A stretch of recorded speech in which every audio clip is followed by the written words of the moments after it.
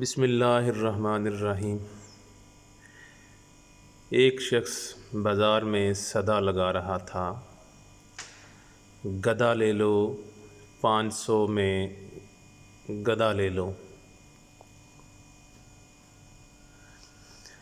گدا انتہائی کمزور اور لاغر قسم کا تھا۔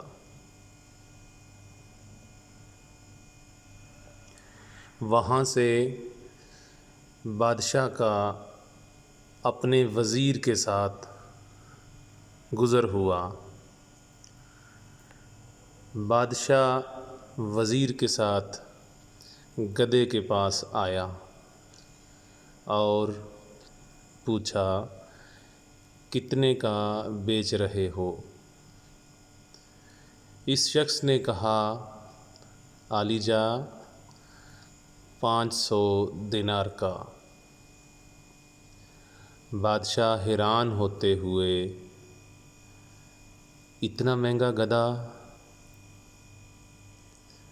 ایسی کیا خاصیت ہے اس میں؟ وہ کہنے لگا، حضور، جو اس پر بیٹھتا ہے اسے مکہ مدینہ دکھائی دینے لگتا ہے۔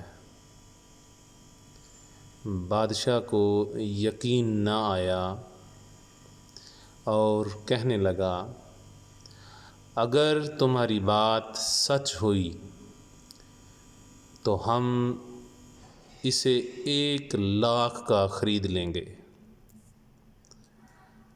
لیکن اگر جھوٹ ہوئی تو تمہارا سر قلم کر دیا جائے گا۔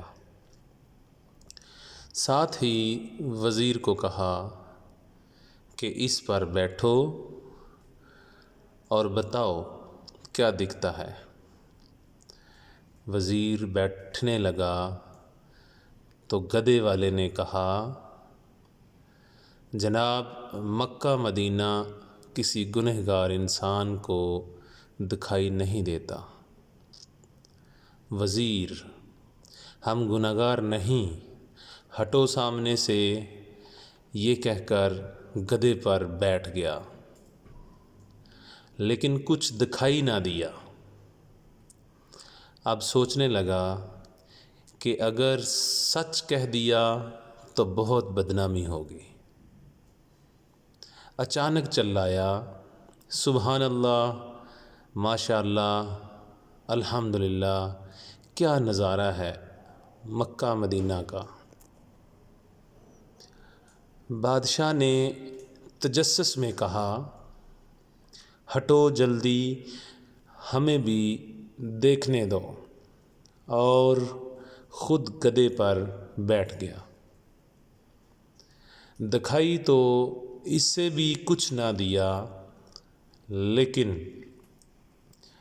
سلطانی جمہور کی شان کو مد نظر رکھتے ہوئے آنکھوں میں آنسو لے آیا اور کہنے لگا، واہ میرے مولا، واہ واہ، سبحان اللہ، سبحان تیری قدرت، کیا کراماتی گدھا ہے،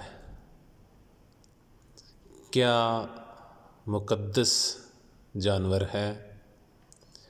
میرا وزیر مجھ جتنا نیک نہیں تھا، اسے صرف مکہ مدینہ دکھائی دیا، مجھے تو ساتھ ساتھ جنت بھی دکھائی دے رہی ہے۔ اس کے اترتے ہی عوام ٹوٹ پڑی، کوئی گدھے کو چھونے کی کوشش کرنے لگا، کوئی چومنے کی، کوئی اس کے بال کاٹ کر تبرک کے طور پر رکھنے لگا، وغیرہ وغیرہ۔ ذرا غور کریں،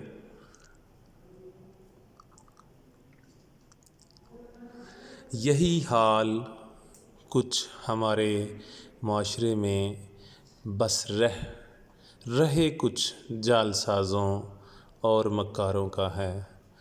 جنہوں نے دینی اصلاحات اور دین کے نام پر فریب دینے کا بیڑا اٹھا رکھا ہے، اور سادہ لو عوام بھی اندھے کانے بن کر پیچھے چل پڑے۔